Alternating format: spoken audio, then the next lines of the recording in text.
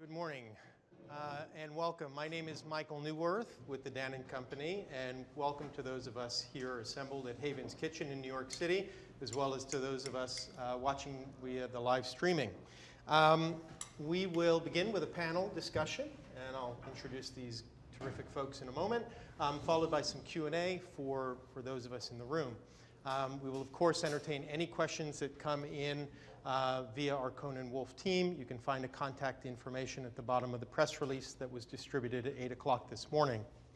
We're here to talk about the Dannon Pledge, which is something we are all extremely passionate about and engaged in together. It's a journey that we announced a couple months ago, and we're here to share some progress that we've made and talk about the progress we anticipate to make in the future. For us, it's a commitment to reimagining how we make yogurt, which is what we do. Dannon is the leading maker of yogurt in the United States, and so for us the question is, how do we do it differently? And how do we do it differently to provide more choice for consumers, which is increasingly important for us as a brand owner and delivering value to our consumers as well as to our customers. So choice is something we take very seriously. But on the other hand, we got to make this important and meaningful to the consumers who are watching our television ads, who are engaging with us online. So I want to share with you a quick video we created to talk a little bit about how we see choice at Dannon. Roll a clip. In life, you don't always get choices. You can't choose your in-laws. You can't choose your boss. Sorry, you're great, Gary. Do you think I chose to have a kid who loves to see how many blueberries can fit up his nose? Hey, honey.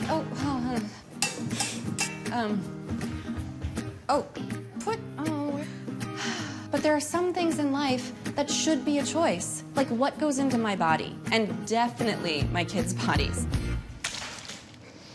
Take this GMO thing, for example. Should I know if my family is eating them? You bet I should. Soon, Dannon will give me that choice. Over the next 2 years, they're taking GMO ingredients out of many of our favorite yogurts. What about the rest?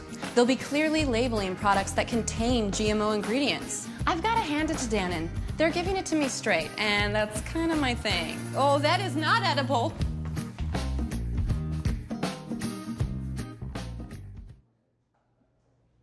Thoughts? You like it? Well, Americans are loving it. Americans are loving this video. In fact, they're watching the 60-second version more than the 30-second version. So we're struck a chord, a very emotional chord. But for us, this isn't really, we're emotional about it because we're passionate about making the best yogurt we can with as many choices as possible. But for us, it really comes down to choice. At no time in American history before has there ever been as vocal a discussion about food choices than we have right now. And that choice is being expressed in the supermarket aisles as well as literally in the halls of Congress right now. And so we, as a company, are committed to providing more choice. And to share a little bit about how we anticipate, how we will work towards that further, I'll turn it over. First, I'll introduce the four panelists. Mariano Lozano, CEO of the Dannon Company. Alyssa Gravitz, Executive Director of Green America. Megan Westgate, President and CEO of the Non-GMO Project. And Gary Hirschberg, Chairman of Just Label It, and a very dear friend, long friend of Dannon and the Dannon Company. Mariano? So thanks a lot, Michael. Thanks a lot for coming here and people that are on the streamline in Facebook. So it's a quite first time that we are doing this type of experience. So we are here mainly for sharing a long journey that we embarked. We started in April when we announced our pledge, Dannon Pledge, that is around sustainable agricultural practices, naturality and non-GMO, and transparency. And the piece of transparency, as Michael said, today is quite a hot day of what's going on in the house, and most probably Gary will talk about, is the most knowledgeable in the room about that process. So that journey for us today, what we are sharing is putting the consumer at the heart of our strategy. And I think there is no doubt that there is an increasing amount of Americans in general, but millennials in particular, that they are seeking for more natural products, non-GMO, to understand where foods come from, and also what companies stands for.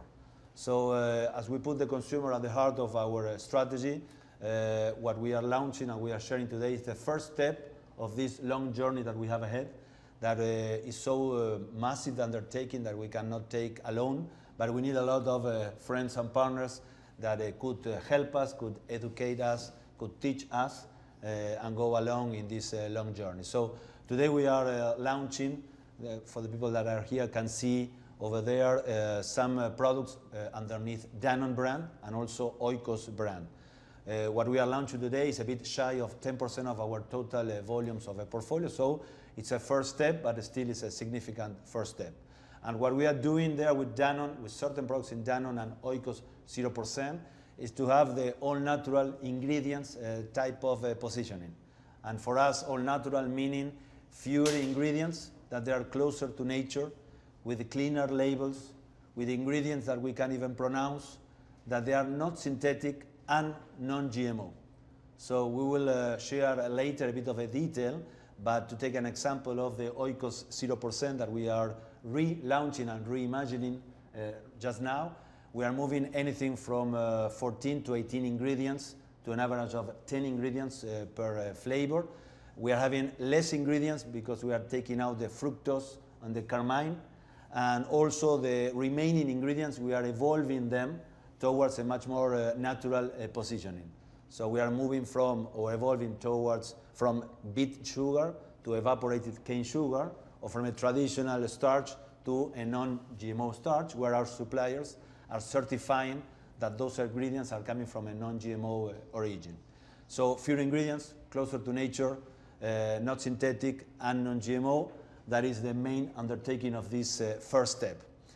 Then, along with all the journey of the pledge, we are willing to go many, many steps further, and we would like to, over time, that the milk that we are going to use for the 3 flagship brands of the pledge, that they are Dannon, Oikos, and Danimal, that's our kids' brand, we'll use only milk that they are coming from cows that they are non-GMO fed. And this is a massive undertaking, even though it's easy to say. I started to sweat. Mainly because we are needing to evolve a significant amount of farmers, partners, significant amount of crop land, cows, that will evolve from a conventional farmland to a non-GMO farmland. And that journey is, you will understand better why we have and we need partners and friends that will educate us and will help us in this journey. And then, last but not least, is the piece of transparency that we have also in our pledge that we launched in April, where we already said loud and clear that Dannon position is that we are willing to disclose any engineering modified ingredient on pack nationwide, regardless of any state or federal law at the time.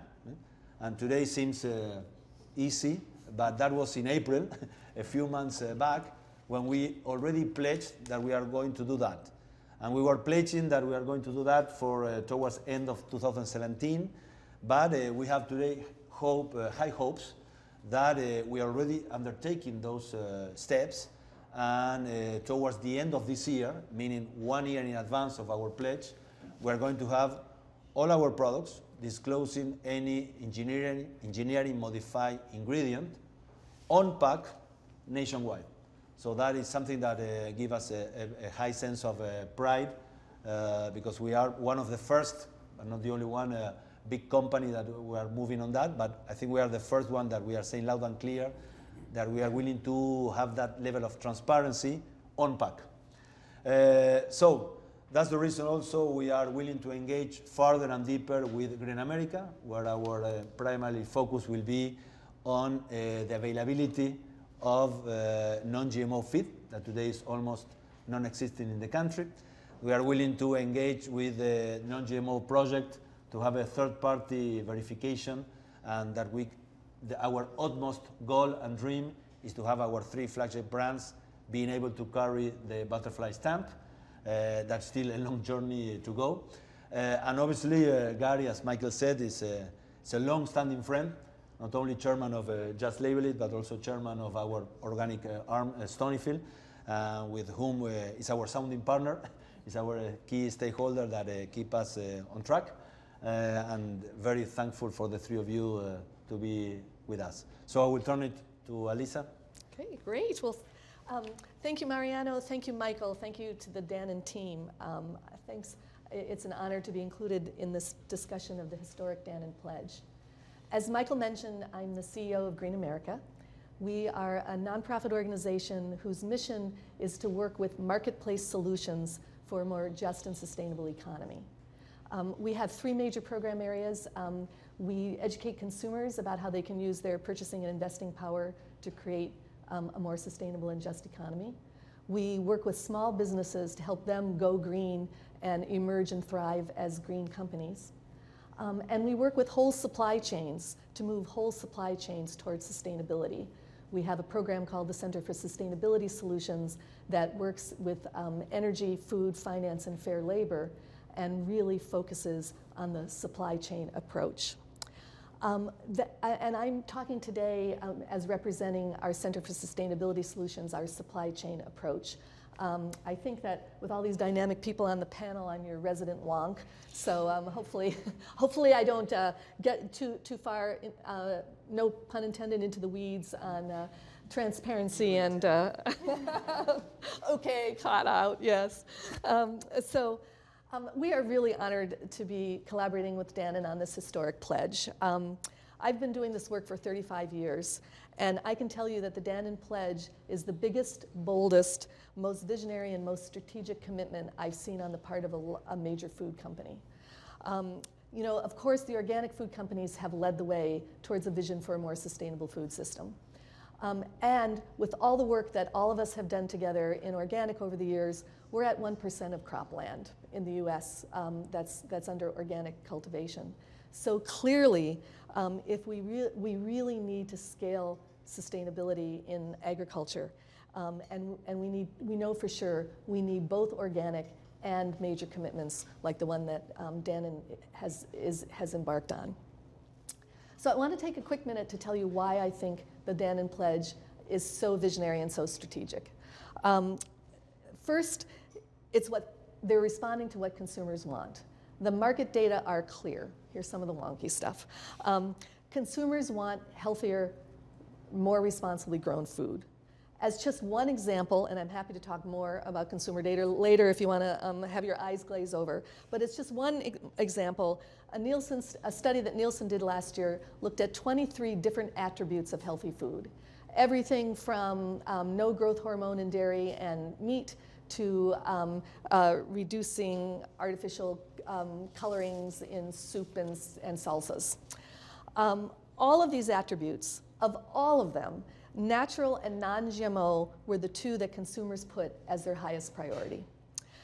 And all of these studies show, all of these market studies show that millennials, who the food industry is most interested in at this point in time, they're the generation that are putting these demands into action the most.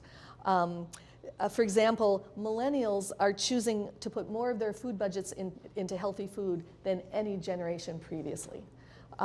So the marketplace as a whole and the millennials in specific are saying these are the choices they want. Second, the Dannon Pledge is historic because they are committing to be completely accountable to their consumers. And Megan Westgate's going to talk a little bit more about that in a minute. Third, okay, wonk warning, this is the part that gets a little wonky. The Dannon Pledge is very sophisticated. As you heard Mariano say, there's really three parts to it. There's transparency, there's naturality, including no GMOs, and there's sustainability. Each of these elements is important on its own, but you need all three together to really create a sustainable food system. Transparency is the essential first step. Consumers have a right to know. And as you saw, you know, it's not just in this video, but across the spectrum, 95% of consumers say they want to know what's in their food, full stop, end of story. And consumers want more. They want choice. They want that natural choice. They want clean and healthy food. As part of that second essential element, consumers want food that is non-GMO. Consumers are clear. They do not consider food that contains GMOs to be natural. Again, full stop, end of story. And the third essential part is sustainability. More and more consumers want their food and the feed that the animals eat to be grown in sustainable ways. They want soil health. They want reduced pesticides. They want good water quality. They want a reduced carbon footprint. They want increased biodiversity. And they want to make sure that there's good animal welfare. All of this is part of the increasing demands of what consumers want out of the food industry. And the Dannon Pledge includes all essential parts. I know a lot of people will focus on one or another. Today is a very important day for transparency. People are always interested in what's going on with non-GMOs, and yet it's all three of these pieces together that constitute this huge commitment. And like Mariano says, it's going to be a journey. No one has gone there before, and I think they're doing it in a very smart way by taking it one step at a time. The fourth reason that I think this pledge is so visionary is that it's very forward-looking. The consumer trend data clearly shows that consumers want more and more from the food industry. And one of the things that they're increasingly concerned about is what are the impacts of conventional agriculture on the environment. As consumers get more educated, they're going to demand more and more out of the food industry. That's been the trend, and I expect that that's going to only accelerate. So let me give you one example about something that's going to be new on everyone's radar screen and that consumers are going to be demanding in a few short years. It's about carbon and the climate crisis. New research shows that sustainably grown food and animal feed can not only reduce carbon footprint if you pay attention to sustainability, it can actually sequester carbon. Some people are actually calling this carbon farming. Think of it as vacuuming carbon out of the air. As plants grow, they use carbon dioxide, and they capture it from the atmosphere. It gets into the plant system, it gets into the root system, and healthy soil can actually sequester that carbon. It can capture it and keep it out of the atmosphere. This new research literally shows that if society can improve soil health at the same time that we bring on more clean energy, that we could actually reverse the warming trends. Soon, this is going to be making big headlines, and it will be what consumers will be demanding. And the Dannon Pledge, with its focus on farming practices that improve soil health, will be on the cutting edge of the trend. Dannon will be ready for the new consumer demands. So, I mean, after all, what could be better? Producing healthy food for all and addressing the climate crisis at the same time. Finally, the Dannon Pledge is strategic because the Dannon team has approached it in a practical, effective, get-it-done way. They've created the kind of network with their farmers that can, over time, deliver the milk from cows fed non-GMO at scale. Mariano mentioned 80,000 acres. When they're finished with this first step all the way through the feed piece, 80,000 acres will now be non-GMO and managed with these healthy, sustainable attributes. I also asked them in advance, like, okay, so how many cows is that? So see if you can picture this, 45,000 cows. I mean, this is what scale looks like. This is what we have to do if we want greater sustainability. So Dannon is literally breaking new ground with this, and they know that they can't do it alone, so that they are taking the courage to reach out to people, all kinds of stakeholders, to say, how do we get this done? How do we show how that it can be done at scale, so that hopefully others can also have the courage to do it? Those stakeholders, like those of us represented here today, will be part of their multi-stakeholder collaboration to get the job done and inspire others to take action. So let me tell you just briefly the role that Green America will play in this collaboration. As Mariano mentioned, the whole issue of non-GMO feed for the cows is at the heart of this commitment. It's huge. You know, when people think about labeling and when they think about having the product on their table, they might not be thinking about all those acres and all those cows, but it's a huge undertaking. So building on the work that Green America is already doing in the supply chain to create a robust non-GMO supply chain, We'll be helping to bring key stakeholders to the table who are involved in the development of non-GMO cow feed. There isn't much of it out there right now. So in order to get it done, we need lots of people saying, yep, that's what I want to do. We're going to bring in additional farmers, additional growers, soil health experts, so that we can be sure that we're doing it right, and to help collaboratively support this huge non-GMO commitment to animal feed. We'll also convene stakeholders groups to gather and assess agronomic tests and seed trial data to make sure all this non-GMO stuff is happening in the way it should. Like I warned you, wonky here. But we've been running seed trials in other parts of the country for non-GMO seeds. They're doing really, really well, and we're going to repeat those kinds of seed trials in the central states where Dannon does a lot of its operations, and so farmers can say, hey, this works in my area for the kind of non-GMO feed that I want to grow. Like I said, a little wonky, but we're gonna get that done. We're gonna work with some of the country's best academic experts on seed and feed and soil testing and all that good stuff, and get some scientific papers published so that other people can learn how to do this. It'll not only advance Dannon, no pun intended, but the whole field as well. And given the small amount of non-GMO feed currently available today, we'll also assess the infrastructure and see what kind of resources can be made available to the farmers and the growers who are trying to make this big switch.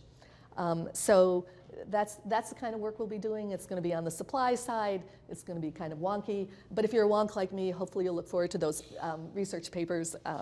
It's all coming down the pike. So in closing, I really want to congratulate Mariano and the entire Dannon team for this bold vision and strategic leadership, for making a public commitment, for having the courage to say we're just starting and that we're going to need help, and most importantly, for making the Dannon consumers and being accountable to them their top priority. Look forward to any kinds of wonky questions you might have when we do the Q&A. Thank you. Thanks a lot, Alice. Hello, everyone.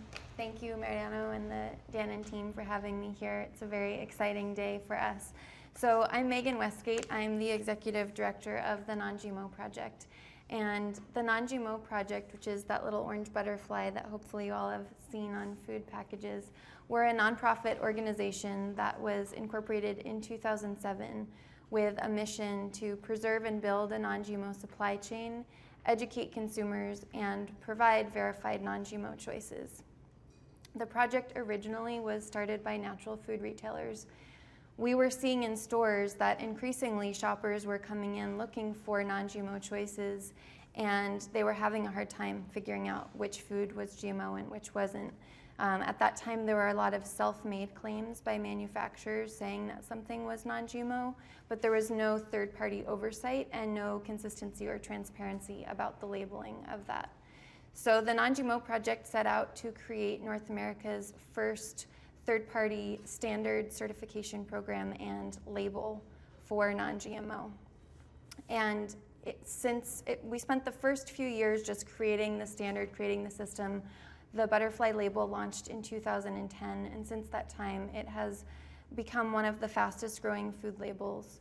We currently have about 2,900 brands that are in our program, with over 36,000 verified products representing $16 billion in annual sales.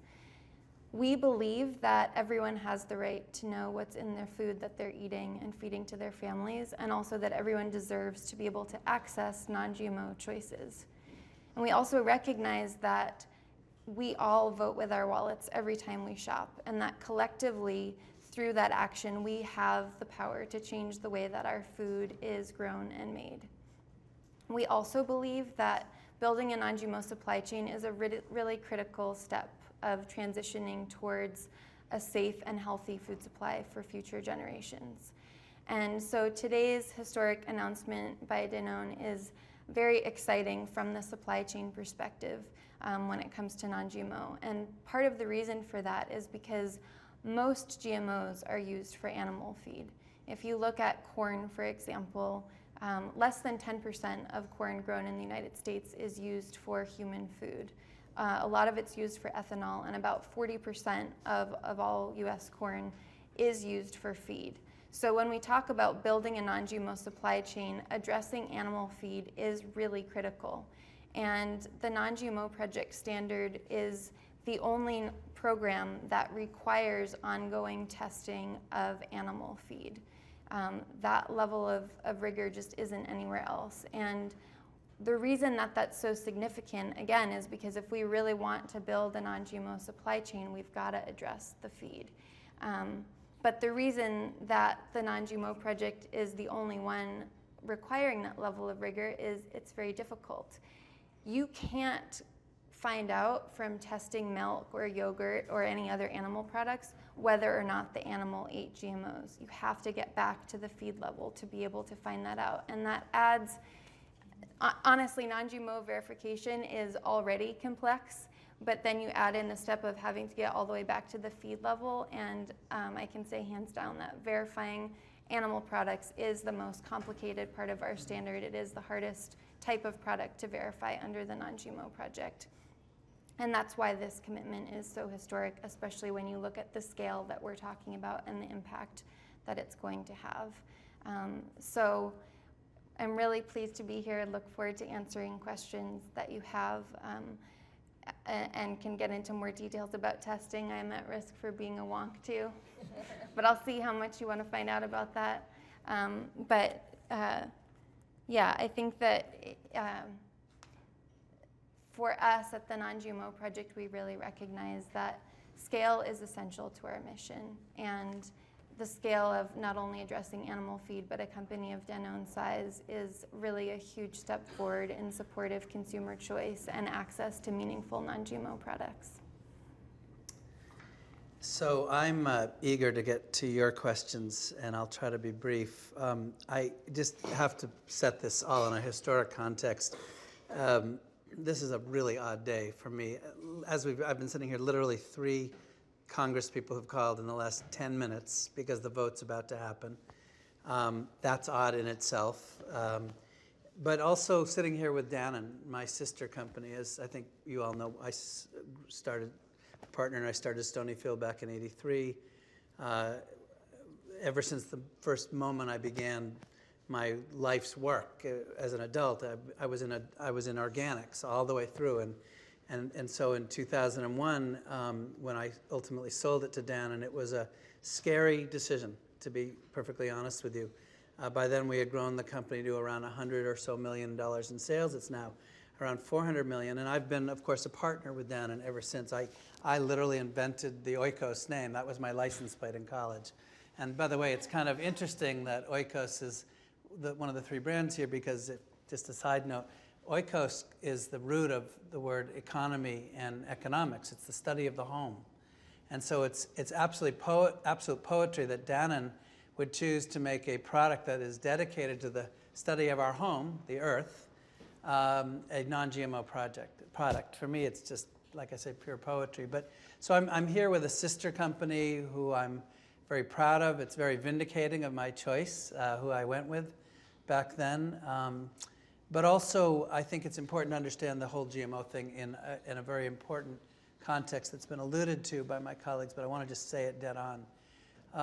When I started, when we started growing Stonyfield, we set out, as Elisa said, to look at a total 360-degree sustainability approach to food growing. And the idea of win-win-win-win food production, where topsoils don't get lost, animal welfare doesn't get lost, farmers are well paid, water quality is cared for, et cetera. That is what organic is about. And non-GMO was, of course, part of that, because under organic standards, you can't have GMO. And so you may say, well, why did I, in 2011, then sort of divert and start the Just Label It program, when obviously we have a long way to go with organics. Yes, we're 1% of U.S. agriculture. We're also 4.5% of U.S. food. The good news is it's $43 billion in total sales, growing 20% annually, but we're still small. And the reason, very simply, is that in 2011, I became aware of something that was happening in our federal policy that to this day, people don't fully understand, which is that a genetically engineered alfalfa suddenly went through the regulatory and approval process and got approved with almost no consumer or citizen input. What's interesting about that is it was an alfalfa engineered to resist the use of herbicides, glyphosate, Roundup. So this is an alfalfa that you could put as much glyphosate on as you want and it wouldn't hurt it. And I knew as a dairy guy, no farmers were even using herbicides on alfalfa. So why did we need an alfalfa resistant to herbicides? Well, it turns out we didn't. Only 6% of total U.S. alfalfa was using herbicides. But in their inimitable wisdom, the genetic engineers, the patent holders, had come up with yet another product that they could use this tool to sell more herbicides. And when you, as an organic guy, I was a little bit stunned that no one was asking, well, who is this? Well, it turns out the chemical companies who put out GMOs are chemical companies. They sell herbicides. And so here after, and I'm telling you, I'm an educated guy, right? I'd been in the business from 77 to 2011, and suddenly I realized, oh my gosh, this isn't about feeding the world. This is about selling herbicides. Turns out the statistics, and now you know there's 3 wonks up here. The statistics are, by 2011, it was 500 million pounds of herbicides that were out there, made mostly possible by GMOs. By the way, mostly in animal feed, which is why my 2 colleagues keep underscoring how important this announcement is, and I'm going to come back to that in just a moment. It turns out since 2011, that number has more than doubled. We're now up over 1 billion pounds of herbicides. Glyphosate, Roundup, you'll see congressional hearings on it this fall, is the most used agrochemical out there. The IARC Commission of the WHO has declared it's a probable carcinogen. And there's a link, and this is what's important. So while the mom sat here, she may or may not know why she should care about GMOs, the reality is she has the right to know. And the reality is if she wants to avoid pesticides, organic isn't the only choice that she needs to make. She needs to also be conscious of where GMOs are. So this is why, even as I was growing my organic business, still chairing Stonyfield, growing organic around the world with Dannon, I realized it isn't enough to just keep working the organic angle, as Elisa and I have done side by side for decades. It was important to address this issue of choice, address the fact that average Americans, these crops were getting approved with regularity with no input by any of us, just moving through the system, because as we know, Washington is well gamed by large chemical interests who have deep pockets. And of course, what we've now seen in the last 6 years is the biggest food fight in American history, culminating today with the signing of this bill. Americans, the statistics time and again show over 90+% of Americans want the right to know or choose. They may not know why they want it, but they want it. 64 nations around the world have that right. Really progressive countries like Russia and China give their citizens the right to know whether they have GMOs in their foods or not. Only today, for the first time, are we in America going to actually have that choice. Now, again, I want to put it in context this morning, and I'll come back to, I think, the courageous move that we're celebrating here, as you'll understand this. This law that's about to be passed in the House, and it will pass this morning, and it will be signed by President Obama next week, is an inadequate law.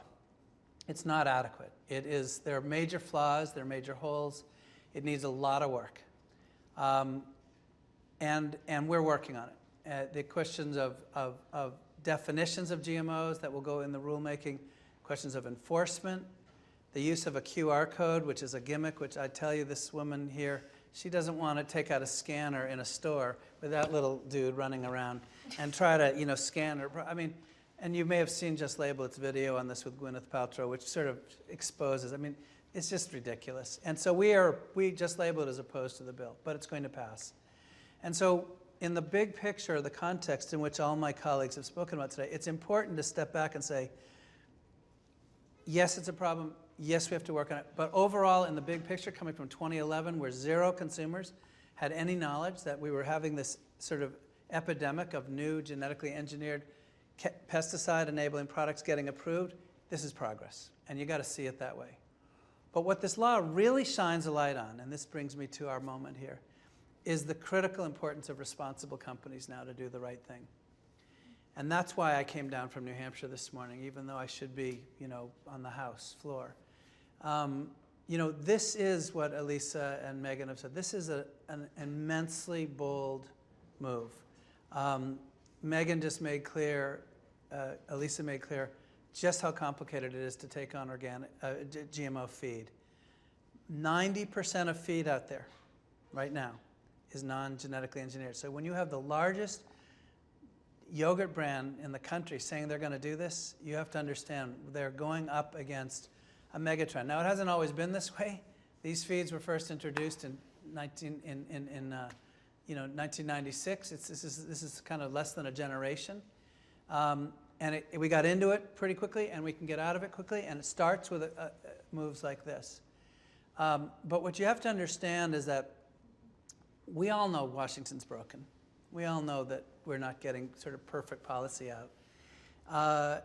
And that's why while the fight for GMO transparency now moves from a legislative fight to a regulatory fight, the real fight is going to be at the brand level. And now we're going to find out who's serious. And I can tell you, as proud as I am to sit here with Dannon, it needs to be said, Campbell's and Mars are doing something similar. They were among the first, like with Dannon, to come out and say, we're going to support Vermont. We're going to declare. And they've also been the first, like Dannon, to say we're not going back. Even with the 2 years it's going to take to implement this bill, we're not going back. And that's to be honored. And that merits all of our acknowledgement. It is not easy, and it's going to, there are risks with it because there's confusion around this stuff, but it is bold and it is important to support it. And it's going to be important for other companies to make a decision. Because in the end, what this really comes down to, after all the wonky stuff, is do you believe that people have that right to choose? This is not actually about whether GMOs are good, bad, or otherwise. I think you have my perspective on GMOs. I see them as enabling an epidemic of herbicide usage that has to be reversed. I know you know my perspective as an organic guy that this is, as Elisa said, part of a much broader question of how do we grow food in the world? How do we look at externalities? How do we reduce our inputs? But fundamentally, this is, do I respect your right? Does Dannon respect your right as a consumer to choose for whatever reason? And I couldn't be more proud to sit here and tell you, particularly in the poetry of this decision in DC today, which is shifting everything onto the shoulders of brands to decide if they're going to be responsible or not. And so, in closing, I want to say that A, I applaud the pledge, obviously. B, I applaud Dannon for, nonprofits are sometimes scary partners for big companies. These guys are very sweet and they have an edge. They're serious. They know their stuff. And when you partner with them, you better be accountable. And there's a bunch of Dannon people here who know what I'm talking about. So this is a bold and decisive business move. And lastly, nobody should assume that this is simple. I know I've said this a few times. I just have to underscore it. What they're taking on here is monumental and complex, and therefore, Stonyfield, Just Label It, and anything I am going to be doing next year is pledged to trying to help them do it, because it's in the end, it's about a more sustainable, cleaner food system out there, and they really deserve our credit for taking a bold step in that direction. Thank you. Thanks a lot, Gary. Mm-hmm. So thank you to all of you for your comments and providing the what. What are we in going for? How are we going to do it? And why is it meaningful? So we will entertain any questions about anything that's been said here. Those things, hopefully, that we can control. What falls within the scope of the pledge that we have made as Dannon, and certainly benefit from the expertise of our panelists. So please, I encourage you not to be shy, and we'll take the first question. The microphone.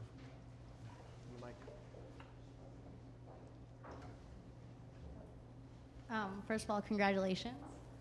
This is on. Do you expect that this will change the price of Dannon products? So for those on the streaming, do you expect that this will change the price or have an impact on the price of the Dannon products? So what we strongly believe that, as we said at the very beginning, putting consumer at the heart, we strongly believe that this will create value for our brands and for the consumers. This come not for free, so you have a cost in this journey, that the other piece that for us is very important is to reach a critical mass and a learning curve that will help us firstly to minimize and then even to offset this extra cost of this choice that we are making. So we strongly believe we are going to create value, and we are working as hard to offset whatever cost. So we are not, that's our position. Great question. I was just wondering how far using non-GMO feed goes towards eliminating herbicide use, because they're not, you could still use herbicides, right, with non-GMO feed. And also, will the feed that Dannon uses still be treated with herbicides? Is the streaming audience getting that? Okay. So it's a really good point, and it's important to say that just going non-GMO does not assure non-herbicide use. But you have to understand the context here. Glyphosate use has completely skyrocketed because of glyphosate-resistant genetic crops engineered to be glyphosate-resistant. Dave Mortensen, one of the leading weed scientists in this country, if you don't have the Journal of the American Weed Society by your bedside like I do, you may not know his name. Dave has routinely stood up at many testimonials and said, you know, there's probably 100 solutions to weed control in this country. And the sad part of our the last 20 years is that we've put almost all of them into one. We've just decided to use this herbicide. And the problem, and I don't want to get too deep into this, but the problem is, I think you're well aware, is that we've created now resistant weeds that no longer are, like overuse of antibiotics. And now we've had to even go back to even worse herbicide use. So the problem isn't, can you avoid herbicides altogether? The point is, can we move towards reducing, not escalating? And the problem is that there's simply no debate. You can debate a lot of things about GMOs. There's two things that are not up for debate. One, they have enabled much greater uses of herbicides. And so we need to come up with other solutions that will move us in the other direction. And the second is that people have the right to know about all this, but that's I made that point earlier. There are, Elisa really spoke to this, and this would be a whole other press conference. When you take a look at soil health, it turns out the sort of most advanced thinking on herbicides or herb control has to do with soil management, less about what you put on. Kind of like the best form of healthcare is not getting sick, is preventative healthcare. Soil health is the same thing. And so you have to really get into and look at, and frankly, Green America and many of us in the space are working on these solutions. So, by the way, are some of the leading land-grant universities in this country. The problem is that almost all funding has gone into this single solution, which is, you know, use genetically engineered crops and use more herbicides. So this is a really serious topic. It's a really serious question. Certainly, you know, it's not for Dannon to answer. This is a macro agricultural issue. But my point to you today is that what Dannon's doing is at least giving hope that we can reverse these trends instead of going this direction. We know that these are now probable carcinogens. So why would, whether you're organic or not, why would you want to use more of them? And just to give you, just a build on what Gary is saying, is that you can, if you kind of go with the health analogy, if you are taking steroids, because GMOs are steroids, and if you want to get healthy, the first thing you got to do is get rid of the steroids, because they're making it possible to use more and more and more and more herbicides. So that's point number one. You've got to. That's why the non-GMO is so important, because it takes the herbicides out. And as Megan said, these big crops that we grow, like soy and corn, they're primarily going into feed. So if you want to take steroids out of and therefore the escalating use of glyphosate and other herbicides out of the system, you've got to get rid of the GMOs. In addition to the corn numbers that Megan said, soy is even worse. Probably 97% of soy is grown for feed. So, you know, again, if you want to have an impact on the amount of herbicides used out there, you've got to take off the steroids. There's another reason as well, and Gary alluded to it. Not only is glyphosate an herbicide, it is also a registered antibiotic. What antibiotics do, they kill microorganisms. What makes soil healthy? Microorganisms. So by escalating the amount of glyphosate being used out there, you are literally undermining soil health. You're killing those soil microorganisms. It's those soil microorganisms that are your allies in everything from weed control to pest control to water quality. Healthy soil, when it rains, absorbs a lot of water. Soil that's devoid of microorganism, the water runs off and into the streams. And like in the Mississippi River Valley, we end up with the dead zones in the Gulf because we've got too much synthetic nitrogen and herbicides and pesticides running into the water. So the soil health question is extremely important.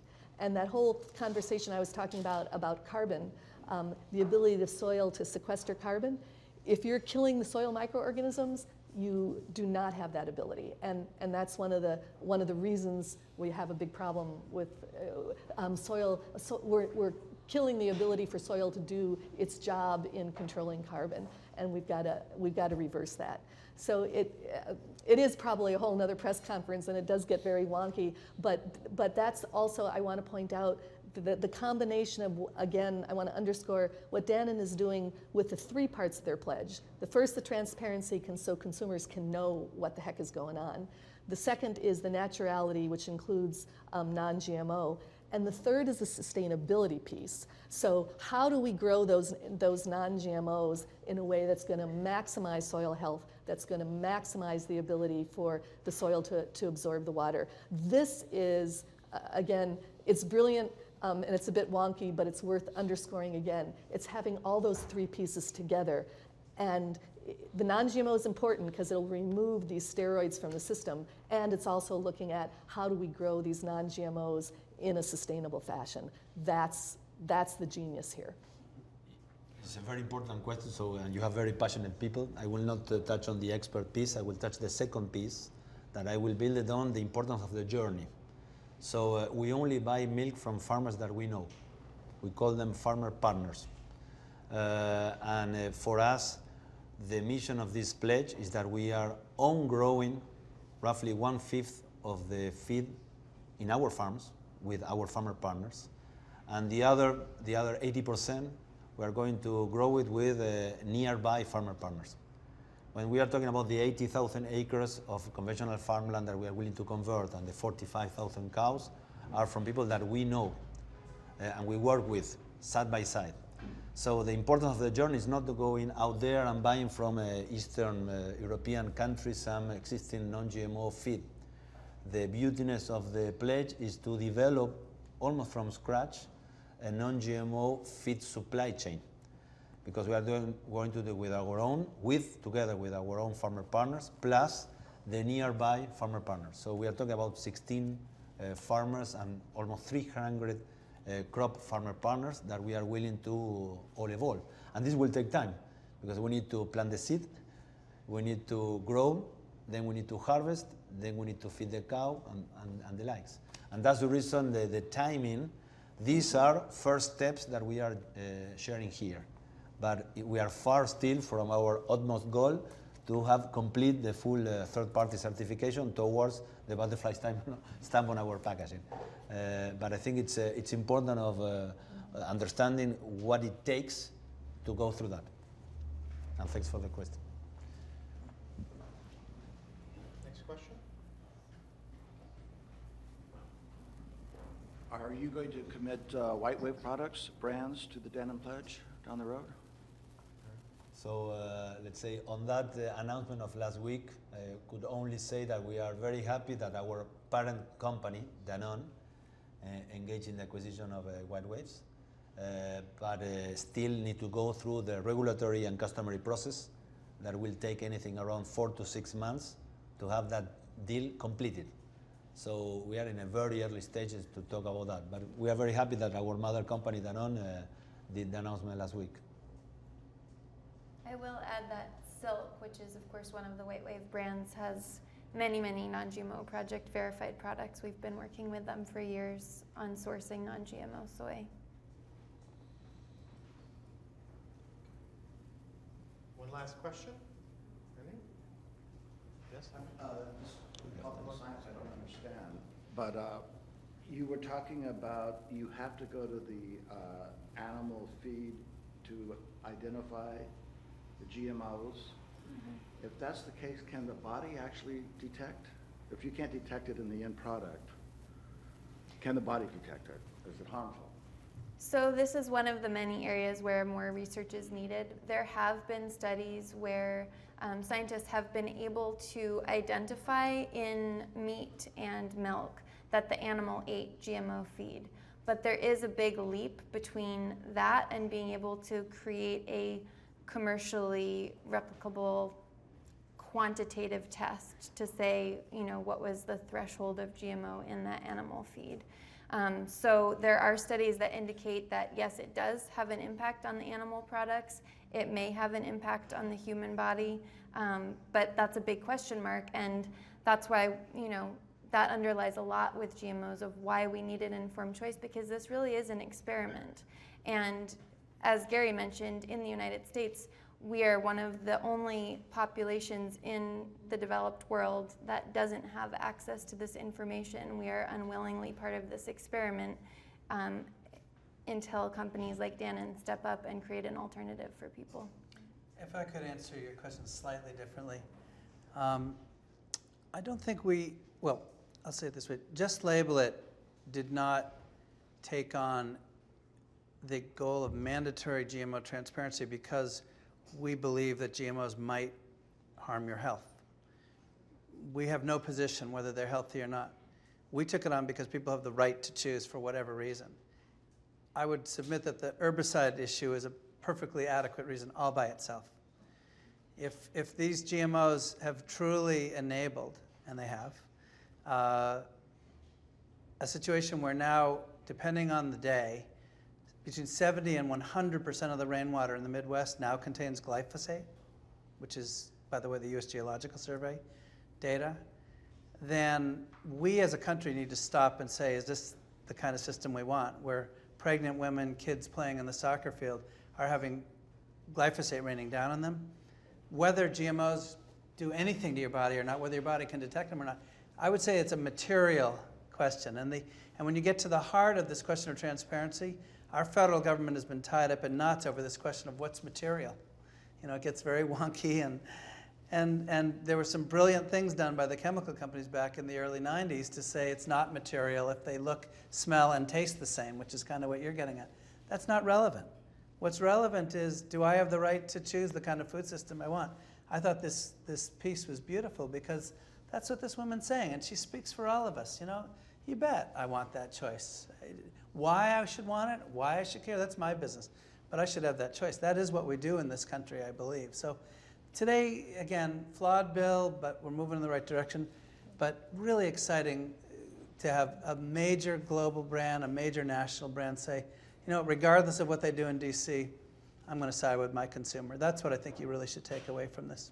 Thank you, Gary. And on that, we're going to wrap up here. I want to thank everyone for being with us live here at Haven's Kitchen in New York, to the streaming audience as well, and most importantly, to our great panelists, Gary, Megan, Alyssa, Mariano. Thank you so much.